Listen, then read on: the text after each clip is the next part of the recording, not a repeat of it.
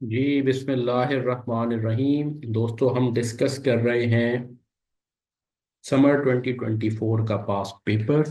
हमने question one and question two discuss किया। अब हम डिस्कस कर रहे हैं question number three. So I have on screen question number three और मेरे सामने ये प्रिंट आउट भी है। आप इस क्वेश्चन को मेरे साथ रीड करें and then we will solve it together. Azam beauty limited AB। अच्छा, before I start reading it, this is basically evaluation question जो कि आपको रिक्वायरमेंट से भी पता चल जाएगा। हम इसकी रिक्वायरमेंट पहले पढ़ लेते हैं। Will go to requirement and then we'll read the question completely. Requirement क्या है? Suggest a range of values for Elinor Incorporation. Briefly explain the techniques that you use in your analysis and advise the board on whether the board should agree to pay USD 20 million. So it's a valuation question। और इस पे जो हम technique choose करेंगे valuation, उसके लिए वो question क्या कह रहा है उसका एक एक्सप्लेन भी करें जो हम अपने एनालिसिस में यूज करेंगे। तो टिपिकल वैल्यूएशन क्वेश्चन जहां हम डिफरेंट तरीके से एक एंटिटी की वैल्यूएशन करते हैं और अपनी टेक्निक्स का को हम एक्सप्लेन भी करते हैं, और साथ में बाद औकात मेरिट्स और डीमेरिट्स भी पूछे जाते हैं। So with this I will start now. Azam beauty limited AB is a listed company that manufactures halal cosmetics in Pakistan. AB has historically exported products primarily to the US but also to Asia and Middle East। मैं यहां से read कर रहा हूँ ये। US sales have been significant. US sales have seen significant growth in recent years, and AB has decided that there are practical and political advantages to foreign direct investment in the US to satisfy this customer group। AB ये चाहता है कि जी हम US में investment करें, और वहां पे चूंकि सेल्स ग्रोथ ज़्यादा है तो वहां अपनी इन्वेस्टमेंट करके अपनी प्रेजेंस एनहांस करें और वहीं से उस कस्टमर्स को सर्व करें। Made in America. AB को शायद पता चल गया था ट्रम्प आ रहा है, तो वो कह रहे हैं कि हम मेड इन अमेरिका से ही अमेरिकन कस्टमर्स को सर्व करें। The AB board decided that the quickest route to the expansion is to acquire a US based existing manufacturer। A suitable target has been identified। It is a privately owned company। Underline privately owned, एक private company की valuation की बात कर रहे हैं। A privately owned company called Elinor Incorporation। Its manufacturing and distribution operations are located in Arizona। The owners of Elinor Incorporation have indicated that they would be willing to sell the company for USD 20 million। वो $20 million में company बेचने को राजी हैं। Is it the right price for you or not? वही requirement में था। The following information has been provided to you Elinor के बारे में। इसकी statement of financial position, property plant equipment, inventory, trade receivables, cash, current liabilities, trade payables, other payables, net current assets, capital and reserves. Right. अच्छा, share capital, retained profits. तो equity है $10 million की जो books में आ रही है। Long term liabilities $5 million की, और इस तरीके से टोटल बन जाता है $15 million, 15085। Operating profit for the year ended 31 मार्च। 31 मार्च का इनका ईयर एंड है, इसीलिए फाइनेंशियल स्टेटमेंट्स 31 मार्च 2004 तक की गिवन है। और नीचे ऑपरेटिंग प्रॉफिट में हमें 2022, 23, 24 और 2025 का फोरकास्ट गिवन है। और 2025 में हम देख रहे हैं कि $1.2 million का फोरकास्ट है, USD 1000 में है। 2024 में आपने लेटेस्ट ऑपरेटिंग प्रॉफिट अर्न किया 890। Illinois board have advised that the cash earnings can be assumed to be similar to the operating profit। अब operating profit is PBIT। Right, this is operating profit, और उसमें non cash items भी होते हैं, लेकिन मैं कह रहे हैं कि ये ऑपरेटिंग प्रॉफिट ही को आप अज्यूम करें कि यही कैश ऑपरेटिंग प्रॉफिट भी है। ओके। ऑपरेटिंग प्रॉफिट के बाद अगर हम पैड तक पहुंचेंगे तो कैसे पहुंचेंगे, इसकी हम डिस्कशन करते हैं। पहले क्वेश्चन में देखें और क्या गिवन है। अजाम ब्यूटी लिमिटेड ने रीसेंट मार्केट इंफॉर्मेशन भी इसकी गिवन है। पीई रेशियो ऑफ AB, अपनी AB का जो है वो 16.9 है। Average P ratio for cosmetics industry in USA में जो कॉस्मेटिक्स इंडस्ट्री है उसका एवरेज है 15.7। Now, yours is 16.9. Yours include, of course, the US and other operations as well. You can use yours as well. You can also use the USA as well. More practical is to use the USA one। Gearing ratio आपको अपना given है 20%। 20% debt out of the total capital। D divided by D plus E is the debt of the total capital of debt percentage। आपका अपना equity beta given है। आपके risk और इलिनॉर के risk में सिर्फ फर्क शायद ये है कि आपके ऑपरेशंस वाइड स्प्रेड हैं कंट्री वाइज, और उनके सिर्फ US बेस्ड हैं। मार्केट रिटर्न हमें गिवन है रिस्क फ्री रिटर्न गिवन है, पाकिस्तान का टैक्स रेट गिवन है और यूएसए का टैक्स रेट गिवन है। Finance for acquisition, AB has sufficient funds available to support a cash offer, उसके पास कैश तो अवेलेबल है देने के लिए। AB currently has significant PKR debt and the board would like to understand how this would be swapped with USD debt to minimise exchange rate risk. उसके बाद AB के पास पीकेआर डेट है, आप यूएसडी में इन्वेस्टमेंट कर रहे हैं तो आपकी इन्वेस्टमेंट्स एसेट्स यूएसडी में होंगे, तो वो ये समझना चाह रहे हैं कि अगर हम यूएसडी में इस डेट को कन्वर्ट कर लें through a swap, so how it will help manage the exchange risk, because the investment in US will आपको एक्सपोज करेगी टू एक्सचेंज रेट रिस्क।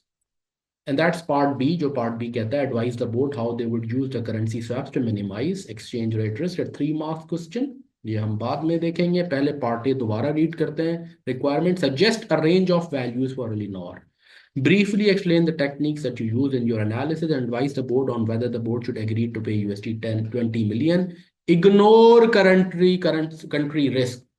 तो कंट्री रिस्क को छोड़ के जो है ना आप इसको इग्नोर करें। क्यों कहा गया है, कहाँ रिलेटेड है, इसकी भी हम डिस्कशन करेंगे। 16 मार्क्स का एक क्वेश्चन है।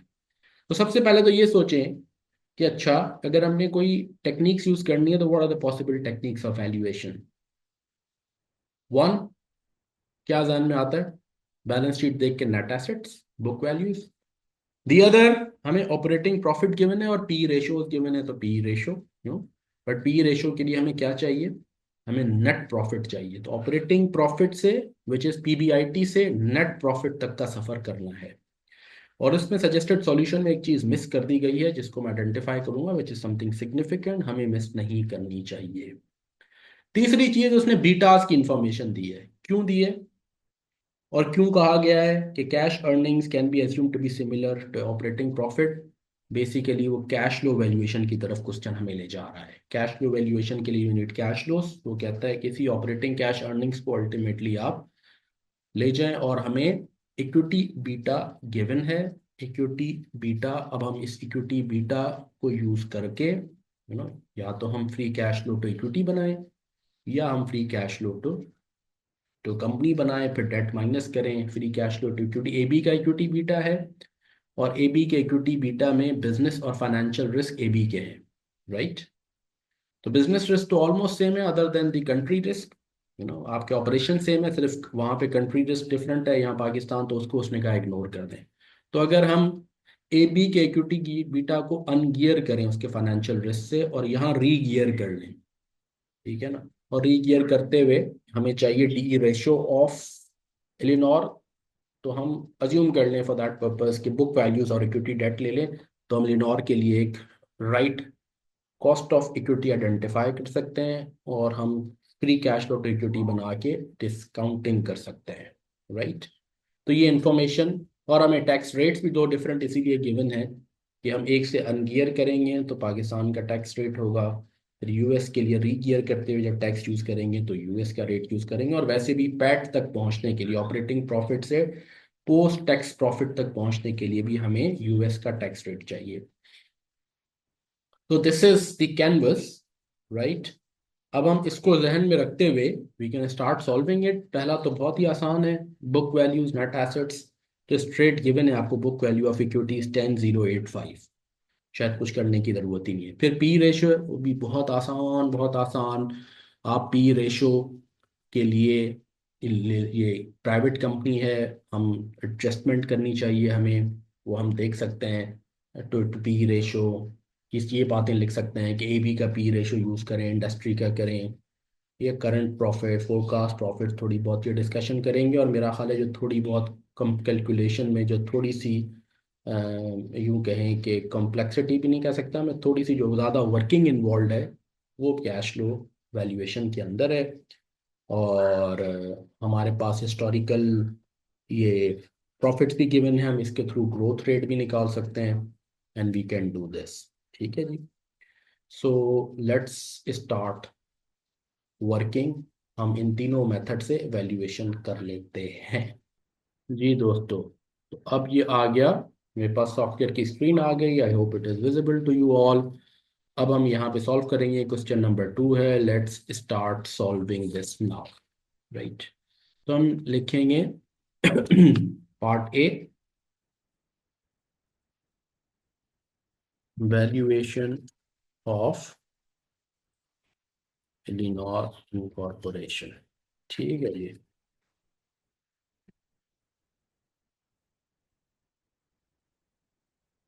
Using the information given in the question,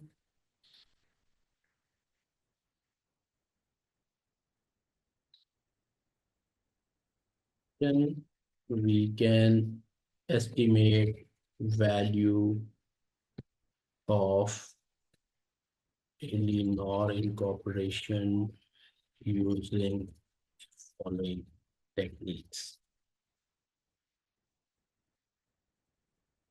One, net asset book value based. Second, PE ratio based. Third, free cash flow.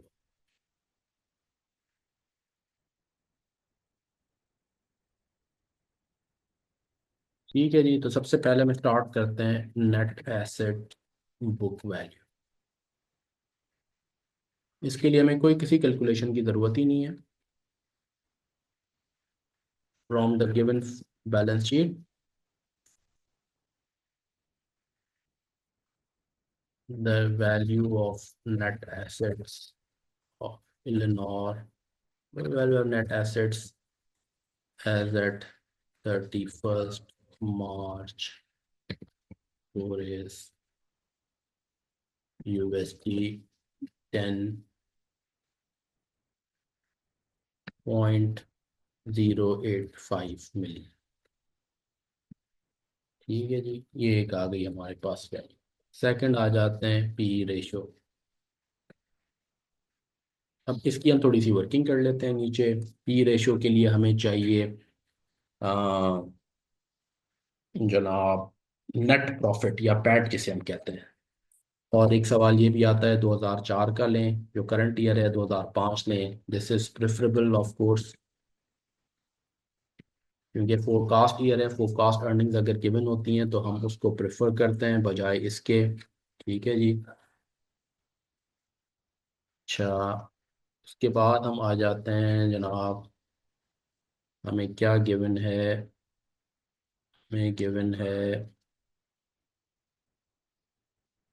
ऊपर कर देते हैं ताकि ऑपरेटिंग प्रॉफिट गिवन है हमें। ये फिगर्स हैं हमारी सारी यूएसटी इन इसकी थाउजेंड्स।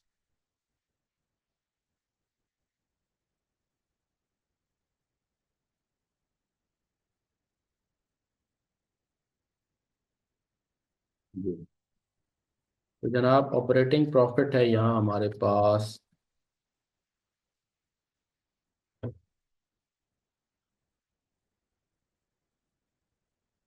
2000, बल्कि मैं यूं कर लूँ, इसको इधर डाल देता हूँ प्रेफरेबल, और इसको यहाँ लिख देता हूँ 2004 को, जिस सीक्वेंस में हमें डेटा गिवन है। अच्छा जी, ये है 1200 और ये है हमारे पास 890। अच्छा, आप देखें ऑपरेटिंग प्रॉफिट इज लाइक, अब अगर मैं इसको ब्रैकेट में यहाँ लिखूं, is PBIT, profit before interest and tax, right. There has to be interest. अब ये वो एलिमेंट है जो आपके सजेस्टेड सॉल्यूशन में मिस कर दिया गया है, क्योंकि बहुत इंपॉर्टेंट है। There has to be interest, it's an operating profit, right. So interest को अगर हम देखें तो हमारे पास 5,000, यानी $5 million की डेट है। हमें केडी नहीं है गिवन, तो we can assuming pre tax rate as KD. हम कैलकुलेट कर सकते हैं, यस हम कर सकते हैं। 5,000 मल्टीप्लाई बाय कितना प्री टैक्स रेट है। Pre tax rate is 0.5%। तो ये आ गया हमारे पास इस 5%, सॉरी 0.5 नहीं, इज 5%, राइट। 250 का हमारे पास, यानी 250,000 का इंटरेस्ट आ गया, तो फिर ये बन गया profit before tax.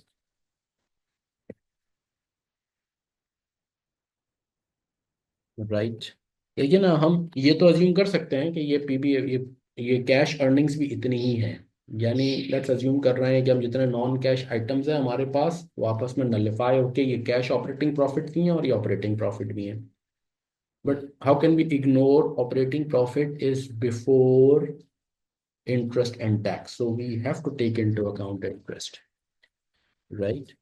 Otherwise we have to mention why we are not taking interest. There's no such thing in suggested solution. I think this needs to be corrected. Tax at the rate of, हमारे पास tax Pakistan में नहीं US में है 21%, तो वही tax हम यहाँ लगाएंगे क्योंकि हम इलेनोर के लिए वर्किंग कर रहे हैं।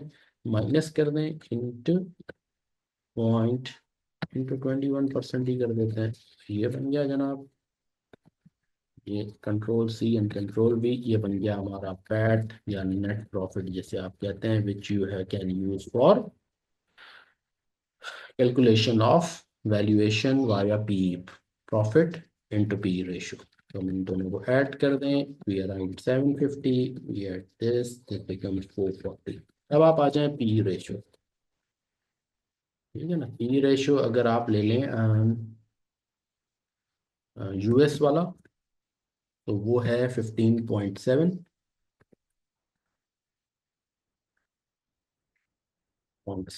और उसको आप एडजस्ट फॉर लिक्विडिटी करें, राइट।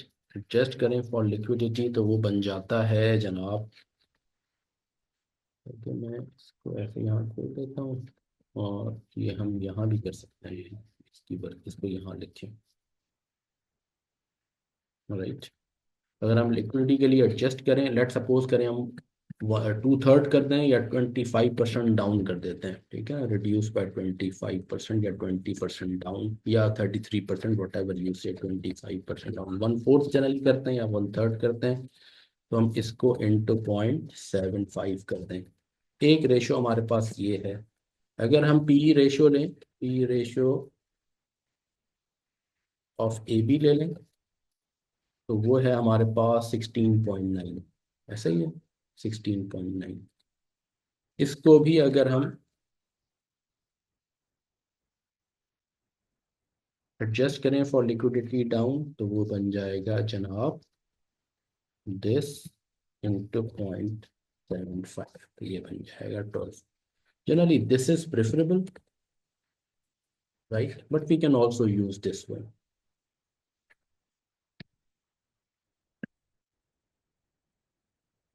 राइट। अच्छा, अब हम आ जाते हैं value using US P adjusted for liquidity. Adjusted बस लिखते हैं, ये भी बहुत है, अंडरस्टूड है कि ये हम लिक्विडिटी के लिए एडजस्टेड है। तो फिर हम करेंगे जनाब 750 मल्टीप्लाई बाय दिस यहाँ पे, और यहाँ करेंगे हम 440 मल्टीप्लाई बाय 11.77, ये वैल्यू बन गई।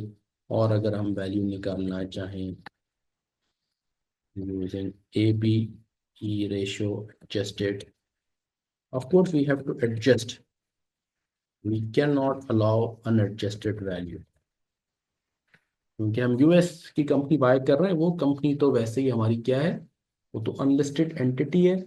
और उनको जब हम प्राइस, हम पर्सपेक्टिव अपना ये यूज कर रहे हैं कि उनकी वैल्यूएशन के लिए करें, राइट। और इसको अगर हम यूज करें, because that's a private entity, when you go and acquire a private entity you can always say that you would be valued at something less, right. हाँ, आपने M&A के लिए आप कर रहे हो तो एक अलग चीज़ है कि जी वो मेरी हो जाएगी तो मेरी कंपनी की शेयर प्राइस में उसकी क्या वैल्यू आनी चाहिए maximum, that's different, but this is how it should B.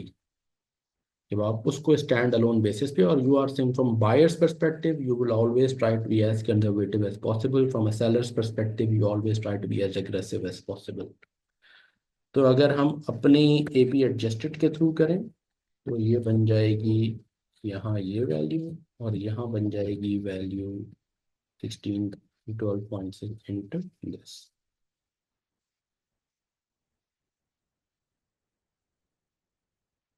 तो this is the ideal value 8.8, या जनरली आप कहें कि अगर यूएस की पी के हिसाब से चलें और उससे आप एडजस्ट करके चलें तो ये, और अपनी पी को लेके एडजस्ट करके चलें चलें आप कहें कि जी हम कंट्री रिस्क और चीज़ों को इग्नोर करते हैं तो 12.6 है। और अगर आप बहुत मैक्सिमम वैल्यू विदाउट एडजस्टमेंट अगर आप करना चाहें, विदाउट एडजस्टमेंट, ठीक है, taking A B E which is the higher,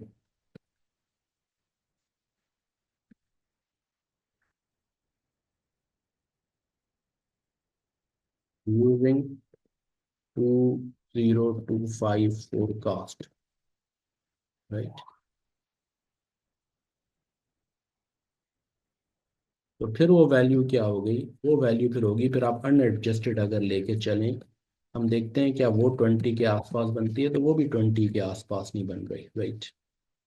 अगर आप अनएडजस्टेड वैल्यू लें, ये तो सेम आ गई, ठीक है, मैंने अनएडजस्टेड वैल्यू ली थी 12, हाँ ये ले ली थी, इज 9 पॉइंट समथिंग। तो मैक्सिमम भी जो वैल्यू आ रही है जनाब, अगर हम अनएडजस्टेड पी ले लें अपना 16.9, राइट। मैं एक एक इन फिगर्स को चेक कर लेते हैं, हाँ यहाँ अनएडजस्टेड तो नहीं है, नहीं ये एडजस्टेड पी लिए हैं। डबल क्लिक करेंगे तो हमें पता चल जाता है हमने किन किन को मल्टीप्लाई किया है। सिमिलरली अगर हम इसको चेक करें तो हमने क्या किया है, डबल क्लिक, हमने एडजस्टेड पी लिखा है तो हमने एडजस्टेड पी से ही मल्टीप्लाई किया है। सो this is what you can say that the maximum is again 12.68।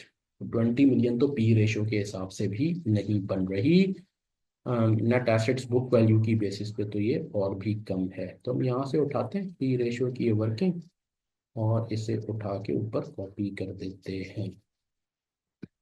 यहाँ आ गए पी रेशो बेस्ड वर्किंग, इसको नीचे ले जाते हैं और ये आ गई जनाब, ताकि हम जैसे ही ऊपर डाल देंगे तो ये हमारी वर्किंग एग्जामिनेशन पर्सपेक्टिव से एक्सेप्टेबल हो जाएगी। फिर इसकी हम सेटिंग बाद में करते हैं कि जी हम इनको राइट अलाइन कर दें। Generally this is what we try to do, या हम सेंटर लाइन कर देते हैं। और उससे भी पहले हमें एक काम करना चाहिए था जो नहीं किया, लेकिन कोई इशू नहीं है कि हम जनरली कॉमास डाल देते हैं, नीचे की फिगर्स में तो आ रहे हैं ऊपर नहीं है। एनीवे अब हम आते हैं किस पे, अब हम आते हैं जनाब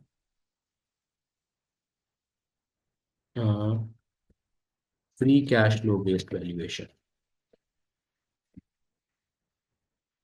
ठीक है जी। और इसमें हम करते हैं free cash flow to equity, लिख देता हूँ मैं free cash flow to equity, बस FCFE, free cash flow to equity.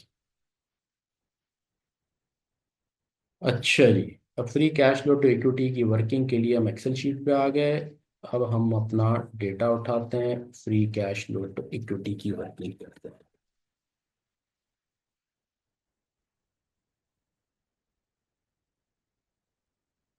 अच्छा, free cash flow to equity के लिए अगेन हमें कैश फ्लोज चाहिए, मैं ये उठाता हूँ।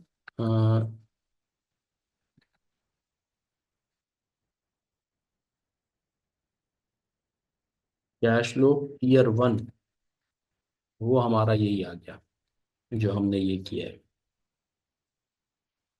Assuming PAT to be cash flow freely available to shareholders, right. हमें और कुछ करने की ज़रूरत ही नहीं है।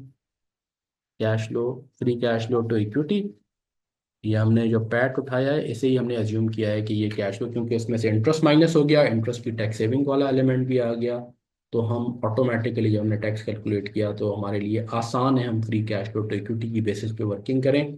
तो हमारे पास ये आ गया कैश फ्लो एट ईयर 1, ठीक है। अब हम ये देखते हैं कि अच्छा हमारी ग्रोथ क्या होगी, we need to find out growth.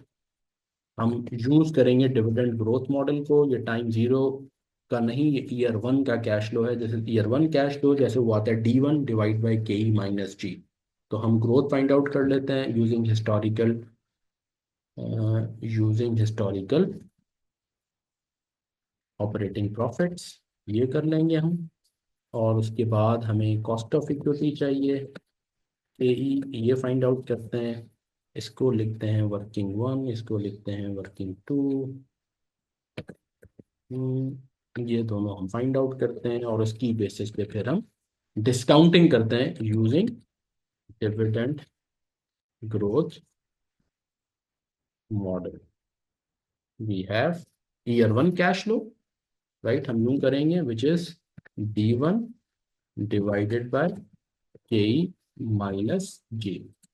तो हमारे पास ग्रोथ आ गया, ये G परसेंटेज, मैं ये लिख देता हूँ यहाँ। हमारे पास इस तरीके से कैश फ्लो ईयर वन, जैसे we can call it D1 for the formula. Growth आ गई, कॉस्ट ऑफ इक्विटी आ गई, तो हम वैल्यू फाइंड आउट कर लेंगे। ठीक है। अच्छा जी, तो अब हम करते हैं वर्किंग वन।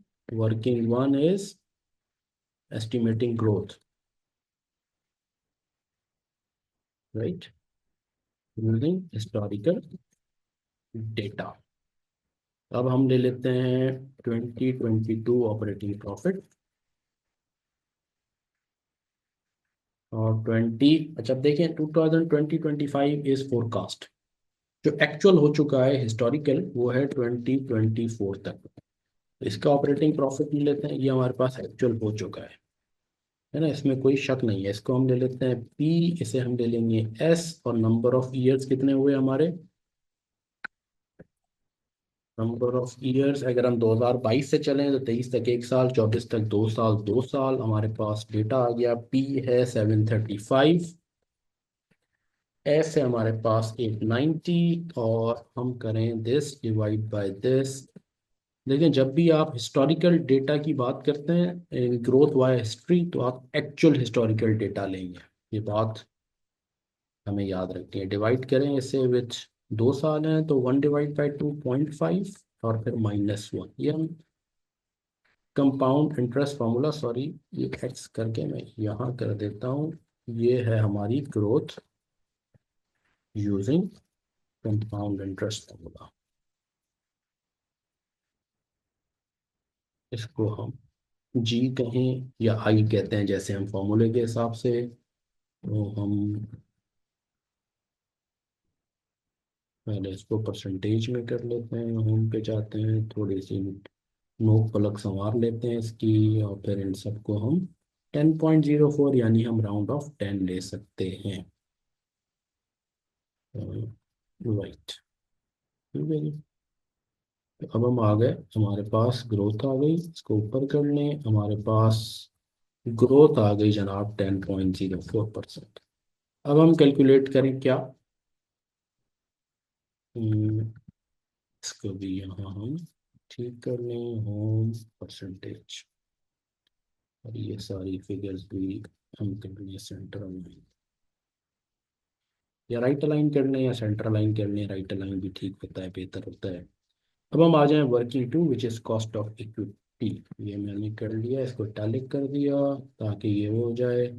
अब हम करते हैं working two which is W2 cost of equity, जो कि असल थोड़ी सी डिटेल्ड वर्किंग है cost of equity.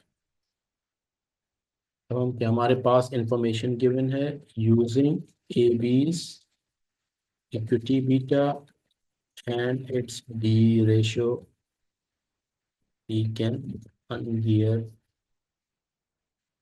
it to calculate beta A of AB। पहला स्टेप हम ये कर रहे हैं, तो हमारे पास ए बी बीटा इक्विटी क्या है, और ए बी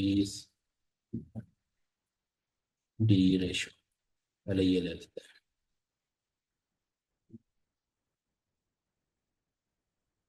तो हमारे पास ए बी का बीटा इक्विटी है जनाब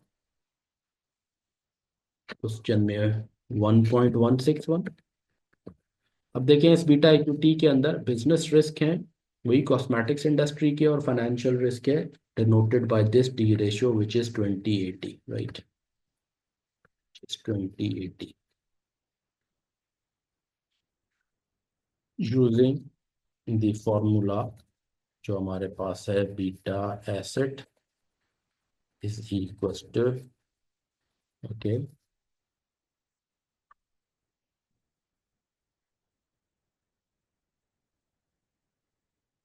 डाल दिया हमने, इस beta equity into E divided by E plus D one minus T.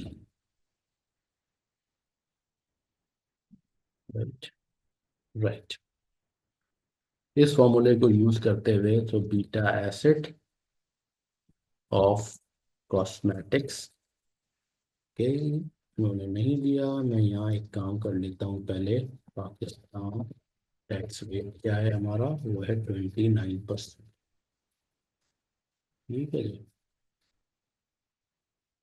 तो अब हम कर लेते हैं तो beta equity is to this into, हम ब्रैकेट खोलते हैं, into E is 80 divided by 80 plus 20 then 1, फिर यहाँ हम स्टेरिक डाल दें 1 माइनस दिस 29%। ये पहले स्टेरिक नहीं डाला था ब्रैकेट से पहले, इसलिए उसने फॉर्मूला एक्सेप्ट नहीं किया था।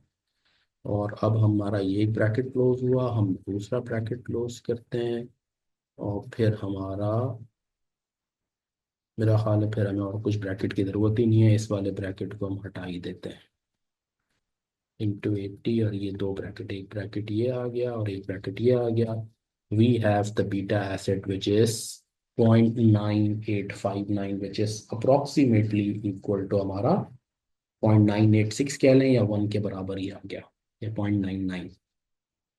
तो ये हम 0.986, ये बीटा एसिड आ गया। अब हम इसे क्या करेंगे, अब हम इसे रीगियर करेंगे। लेट्स, मैं जैसे ये बात कर रहा था, अगर आपको इस फॉर्मूले में ये कैलकुलेशन मुश्किल लग रही हो तो आप क्या करें, आप यहाँ एक एक वर्किंग कर लें ई plus D one minus T की, वो एक अलग कर लें, फिर उस फिगर को यहाँ फॉर्मूले में इनकॉर्पोरेट कर दें। But I think this not very complex. Let's, अब हम क्या करेंगे, let's regear this this beta acid with DE ratio of linear cooperation, right?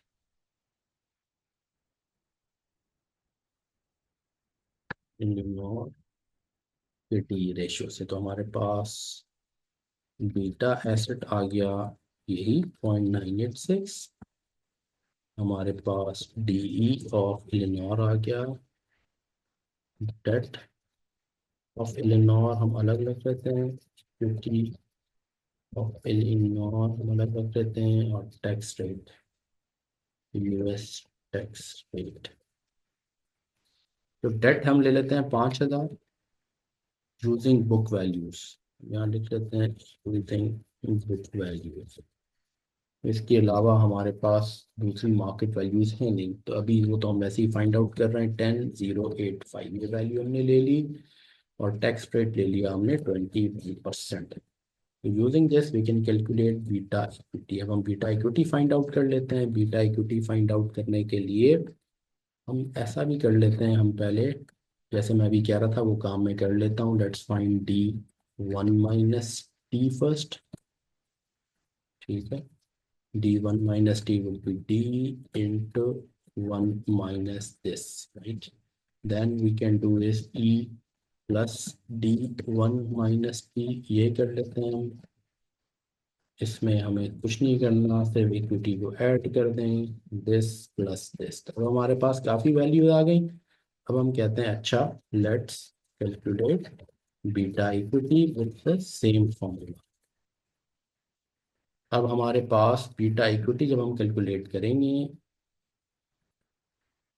तब हमारे पास बीटा एसिड मौजूद है इस फॉर्मूले में। बीटा एसिड में हम चले गए, और हम इसे मल्टीप्लाई कर लेते हैं विथ दिस, और डिवाइड कर देते हैं with equity which is this. तो हमारे पास 1.372 का बीटा इक्विटी आ गया, right. So with this 1.372 beta equity, we can calculate KE. Let's calculate KE using CAPM. CAPM formula हमें पता है, KE is equals to RF हमें पता होना चाहिए, RM पता होना चाहिए, और बीटा इक्विटी होना चाहिए। R F is 5%, R M is हमारे पास 13%। इनको हम परसेंटेज में कर लेते हैं। यहाँ इसकी भी फिगर्स को हम थोड़ा सा बेहतर कर लेते हैं। इन दोनों को हम कॉमा लगा देते हैं, इन फिगर्स को भी कॉमा लगा देते हैं, राइट।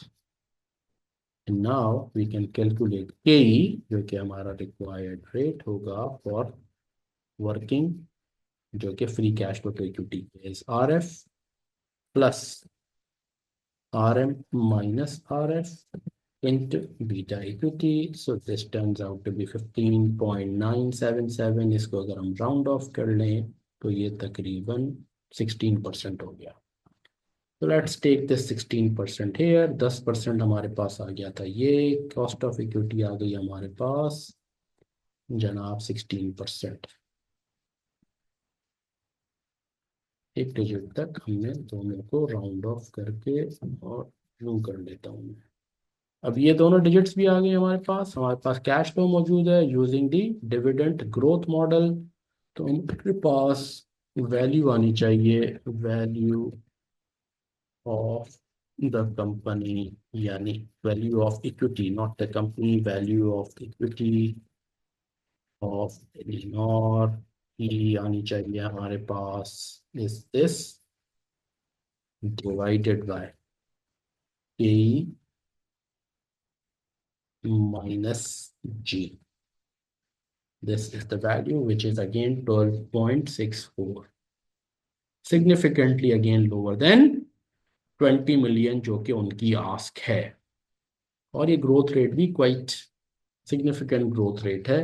हिस्टोरिकल डेटा में भी द फ्यूचर ग्रोथ रेट जो कि अभी हो रहा है 890 to 1200 is more, maybe they are forecasting a significant even more growth rate in certain years as compared to the historical। शायद ये वजह है। लेकिन बहरहाल बेस्ड ऑन जो टेक्निक्स हमने यूज़ की हैं उनको हम थोड़ा सा ब्रीफ भी कर लेंगे। पहले हम इस पे आ जाएं, फ्री कैश फ्लो। इसकी पहले हम ये सारी वर्किंग्स को हम ऊपर कर लेते हैं। फ्री कैश फ्लो इक्विटी, इसको थोड़ा थोड़ा सा आपने ब्रीफ भी कर देना है।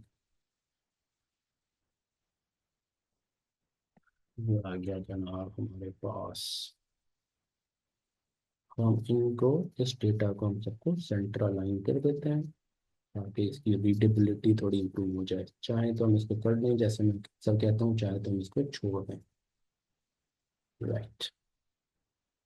चलिए, तो अब आ गया हमारे पास कॉस्ट ऑफ इक्विटी आ गई, ग्रोथ आ गया, डेटा हमने डाल दिया, वैल्यू ऑफ इक्विटी आ गई। अब हम कहते हैं analysis and recommendation.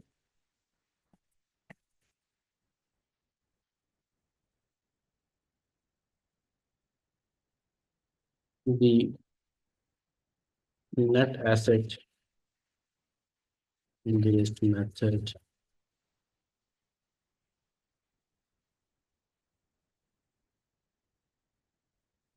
values the company on the basis of book value of equity. This method may not be feasible here because the assets market value could be significantly different from the book values. Assets market values would be significantly different from the book value, and also because this method doesn't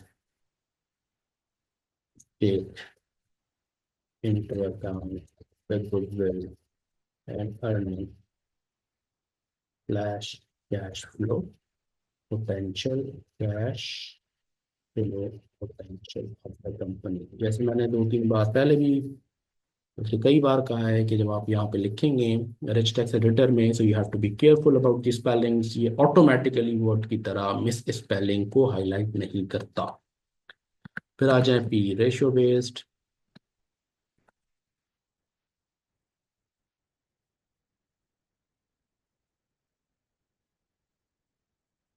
Using this method, this method is quite widely used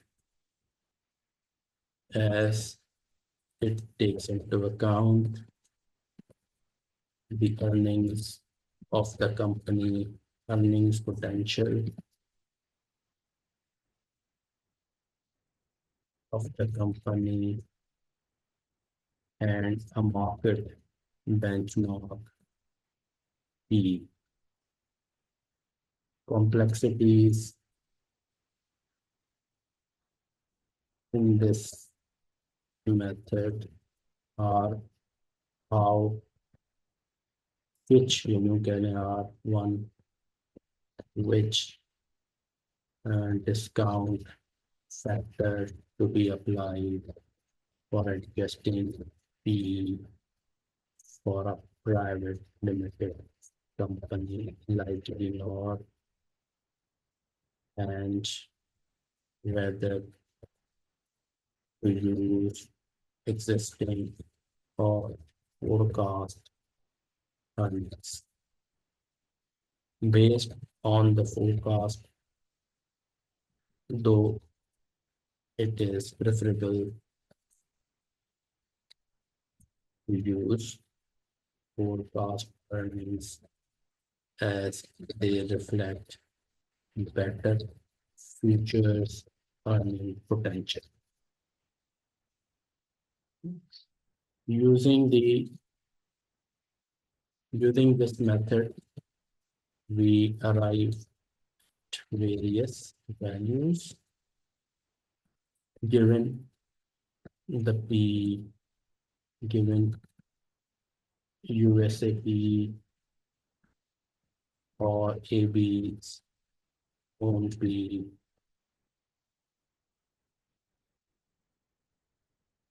However, even the unadjusted P of AB, however, even using the unadjusted P of AB and higher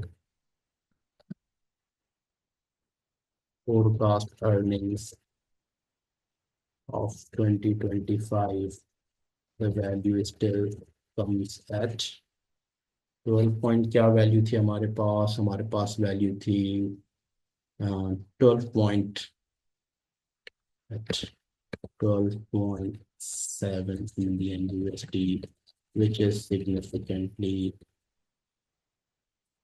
lower than the expected value of USD 20 million. ठीक है जी, ये दूसरी बात हो गई, काफी sufficient बात लिख दी आपने. Free cash flow to equity,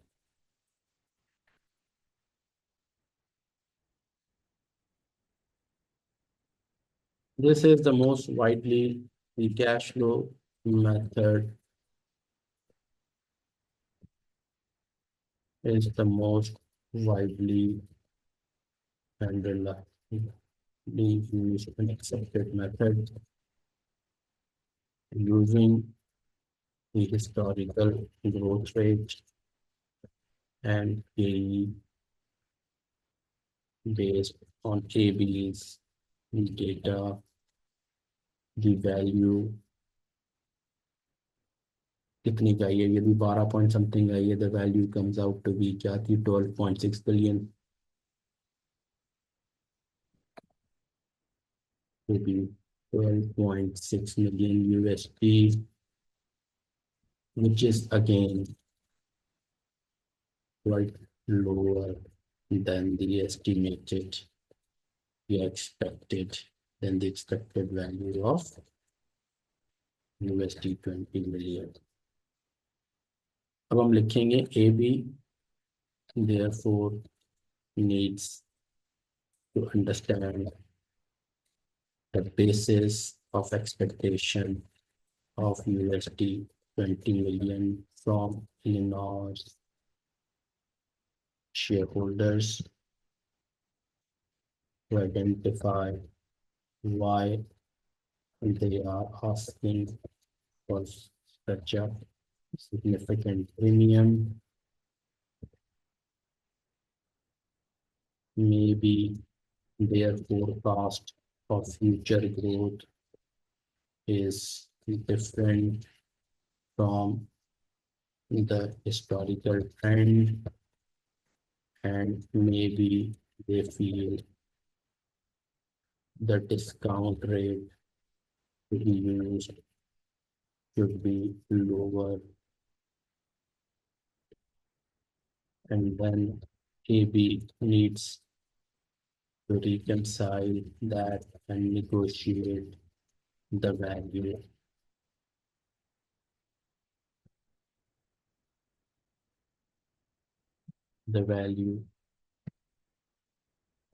with that.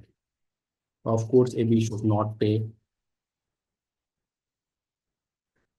या यूं पहले कह लें AB should not agree to their of to their offer of या demand of USD 20 million. It should first understand the basis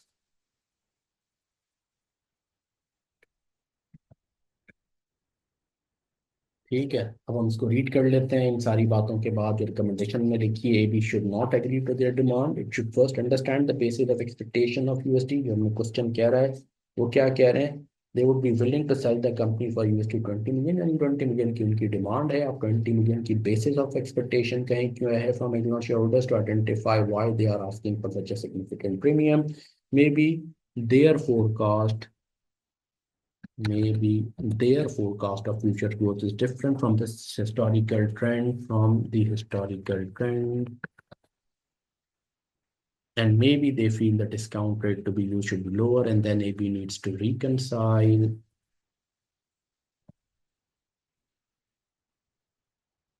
that and negotiate the value with them। एक बार बहुत जरूरी है आखिर में प्रूफ रीड करना ये छोटी मोटी नोट पलक को संवारने के लिए।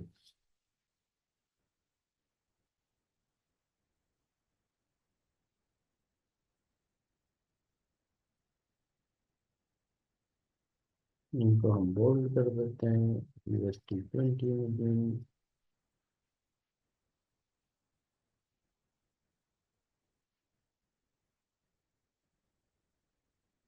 चलिए, so this is the sense of it. एक बार ऊपर से हम दोबारा रीड कर लेते हैं या आप आखिर में भी कर सकते हैं जब सारा कुछ कर लिया। Valuation of Elinor, using the information given in the question you can estimate the value of Eleanor using the following techniques: net assets book value, P ratio, free cash flow। Net asset book value से तुमने निकाल दी, वो हम वैसे ही कह रहे हैं कि ज़्यादा सूटेबल नहीं है क्योंकि it doesn't reflect on the market values, और भी इसके अंदर इश्यूज हैं लेकिन ये बुनियादी इश्यूज हैं। दूसरा, हमने पी रेशो की बेसिस पे वैल्यूएशन कर रही, ये हमने डाल दी। प्रेफरेबल 2025 को डाल दिया, मैक्सिमम वैल्यू भी निकाल दी। उसके बाद हम फ्री कैश फ्लो पे आ गए। फ्री कैश फ्लो पे कैश फ्लो ईयर 1 कर दिया, assuming PAT to be cash flow freely available to shareholders. और उसके बाद हमने अच्छा, फ्री कैश फ्लो के थ्रू जैसे ही वैल्यू आती है ये डायरेक्टली वैल्यू ऑफ इक्विटी है क्योंकि हमने इक्विटी के कैश फ्लोज को इक्विटी की कॉस्ट से डिवाइड कर दिया तो डायरेक्ट वैल्यू ऑफ इक्विटी पे आ गए। This is unlike free cash flow to company जिसमें हम कंपनी के कैश फ्लोज को लेते हैं, वैट से डिस्काउंट करते हैं, वैल्यू ऑफ कंपनी यानी E+D आती है उसमें से D माइनस करते हैं। W1 estimated growth using historical data, हम हिस्टोरिकल डेटा पे आ गए। और जनाब 12.641 हमने 735 का ये ले लिया, 890 की फिगर ले ली हमारे पास।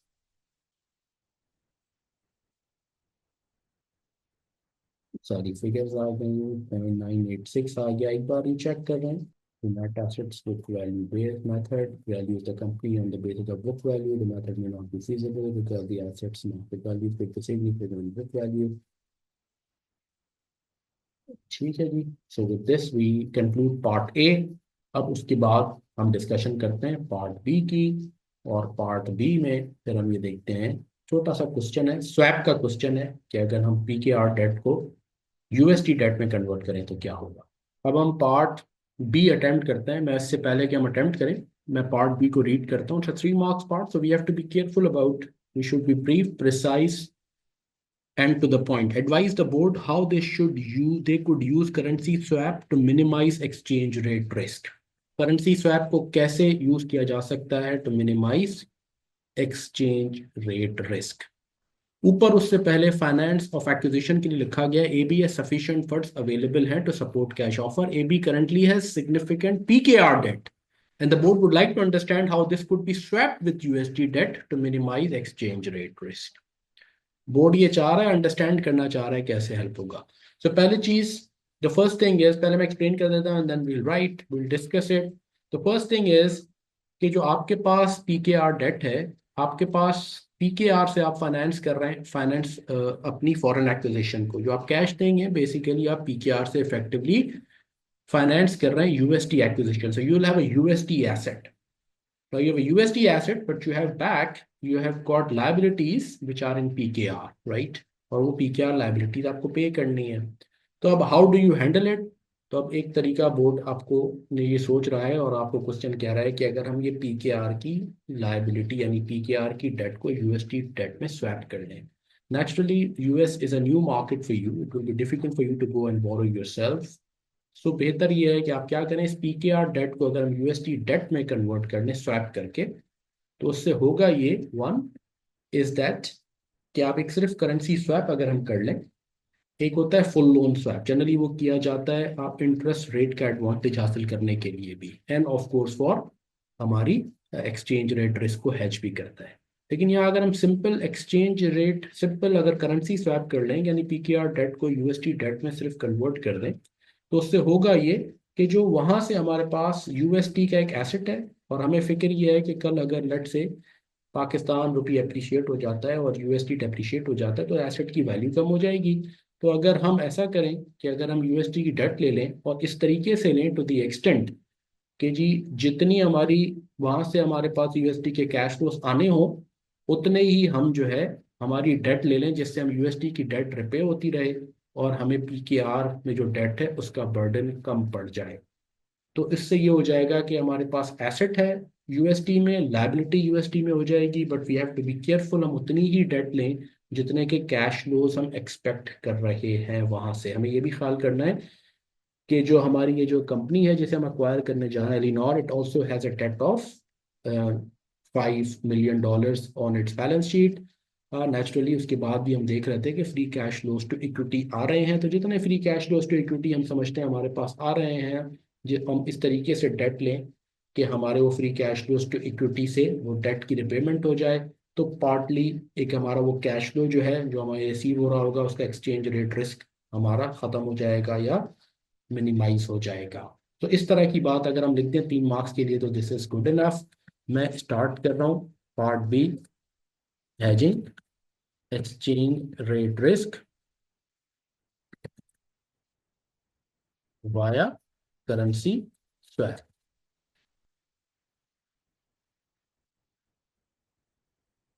तो पहले तो हम प्रॉब्लम स्टेटमेंट लिख देते हैं कि भाई ये रिस्क है क्या and how then it could help. If A B if AB use PKR cash available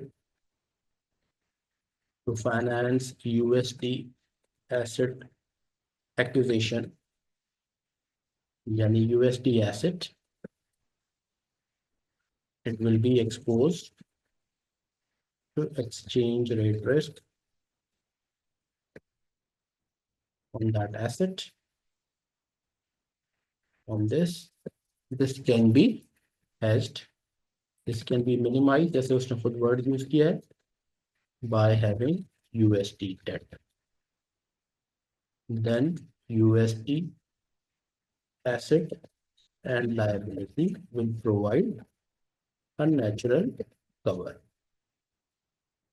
However, since it is difficult for AB to get competitively priced debt in USD, it can go for USD PKR USD swap.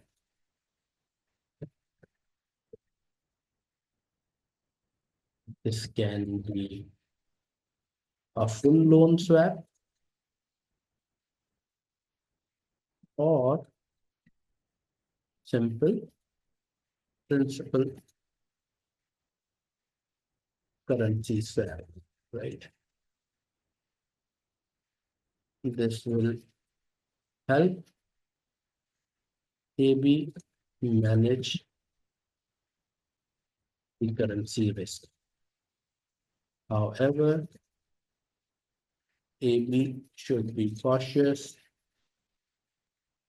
to convert to have that much USD's debt that it can receive debt via swap,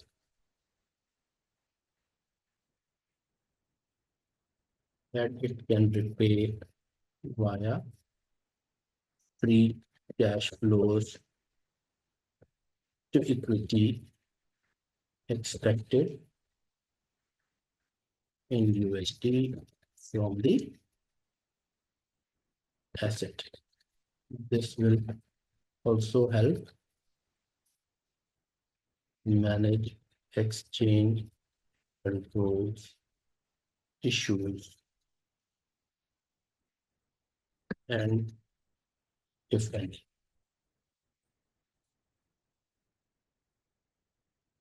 And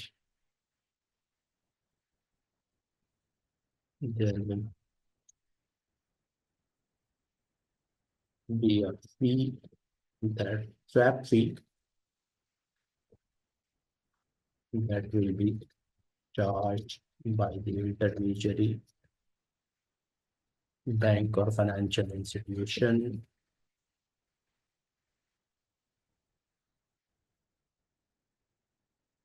arranging the swap, which AB should also take into account while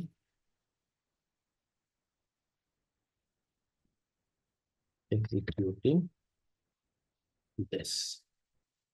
I think for 3 marks this should be good enough. पहले हमने बात कर लिया exchange rate risk की बात कर ली, फिर हमने कहा कि this can be minimized by having a USD debt, then USD asset and liability will provide mutual cover AB.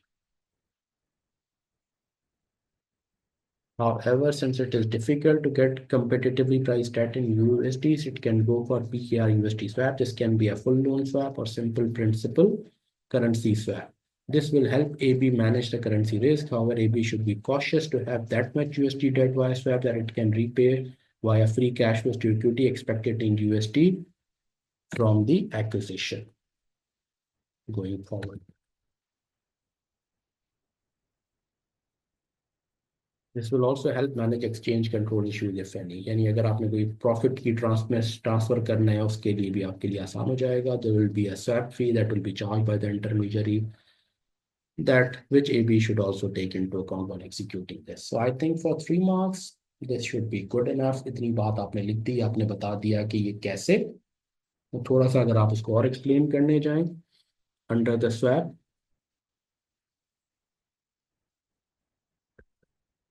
under the swap arrangement, AB will repay USD debt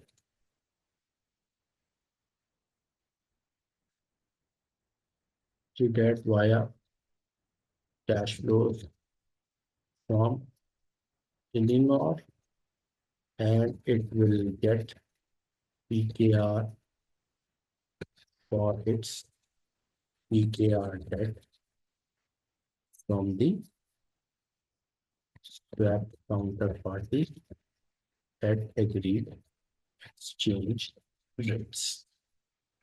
ये हमने थोड़ा सा और एक्सप्लेन कर दिया कि स्वैप वर्क कैसे करेगा. Under the swap arrangement AB dollar दे देगा, जिससे USD डेट अपनी जो है वो रिपे कर देगा और उसकी पीकेआर डेट के लिए उसको will get PKR for its PKR debt repayment from the swap counterparty at agreed exchange rates. AB should be cautious to have that much USD debt via swap that it can repay via free cash flows to equity. तो हमने थोड़ा सा explain भी कर दिया कि swap arrangement work कैसे करेगा. I think this should be good enough for 3 marks. So with this, we can conclude this question. We can now move on to question number 4. Okay, thank you.